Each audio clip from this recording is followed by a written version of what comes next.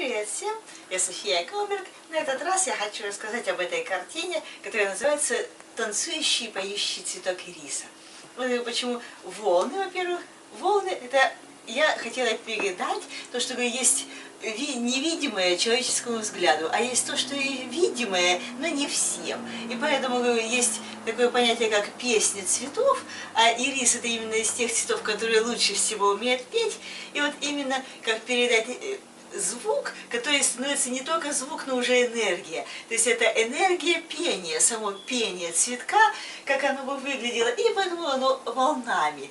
И когда есть такая раскладка, есть ноты, если вы представить ноты, как совместить по цвету радуги, по спектру. И почему вот эта песня цветов, она именно такие высокие оттенки, которые играют высокая нотка. И такие вот высокие оттенки, все эти высокие нотки, именно такие более синий фиолетовый цвет имеют. И вот эта сама песня ириса цветка, она именно такая нежная, тонкая, как вот говорят, колокольчик цветок так должен звучать, однако он звучит совсем по-другому. Есть те, когда говорили, что ведьмы слышат музыку природы, ведьмы слышат то, что другим не дано. Конечно, это правда. Ведьма может разговаривать с растением, ведьма может у него спросить, что как именно цветок этот в себе имеет, и любое растение, что этот цветок имеет, или он болезнь наводит, или отводит. То есть, когда разговариваешь с природой, каждое растение может сказать, для чего оно может быть полезно, а может быть и вредным. То есть ягода, даже если она ядовитая, она сама расскажет о том, что она ядовитая. И для кого. То есть не для всех, даже отрава есть, она не на всех действует одинаково. И есть ягоды ядовитые, которые для кого-то очень сильно действуют, для кого-то нет. Но когда есть способность разговаривать с природой и слышать ее голос, тогда услышишь, которая ягода предупреждает, чтобы ее не брали. Это, хотя говорят, что звучит это очень наивно, конечно. Для большинства современных это звучит очень наивно.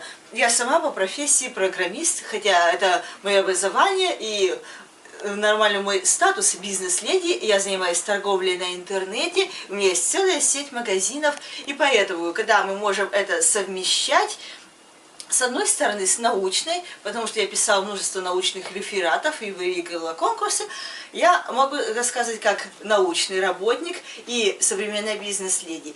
Я могу рассказывать об этом как с стороны духовной и со стороны магии. То есть я рассказываю то, что может подтвердить наука. И если наука еще не все изучила, то это не доказывает то, что чего-то не существует, только потому что наука еще это не доказала. Есть вещи, которые наука не успела доказать, и наука еще не успела изучить и подтвердить. Поэтому то, что есть звук, который становится энергией, и природа может отвечать сигналами, и можно разговаривать с природой и общаться, наука уже начинает это доказывать. Есть уже множество экспериментов, которые уже ученые доказывают, что растения реагируют на звуковые сигналы, растения имеют определенную реакцию на то, что показывается на экране компьютера или телевизора. Растение видит фильм, видит своим видением, хотя у цветка глаз нету, но они это воспринимают и реагируют на то, что показывалось на экране. Такие эксперименты проводились, и я об этом знаю. Это просто я привожу в пример как доказательство того, что с природой общаться можно. Хотя это главная моя цель, чтобы не говорили, что что-то есть наивного, то, что я рассказываю о магии и о том, что запредельное есть, и с природой можно общаться. Это духовный мир, это все с одной стороны.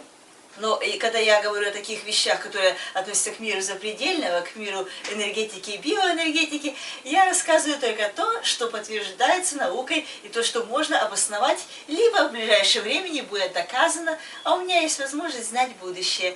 Есть эта возможность, и я знаю то, что вскоре будет доказано наукой, об этом я и рассказываю. А в этой картине это песня цветка ириса, и в этом главный был смысл передать, что когда цветок танцует и поет, у него нотки очень высокие. То, что говорят, высокие нотки, это сама красота. Есть такая... Сейчас появилась тенденция, что песня Ариэль.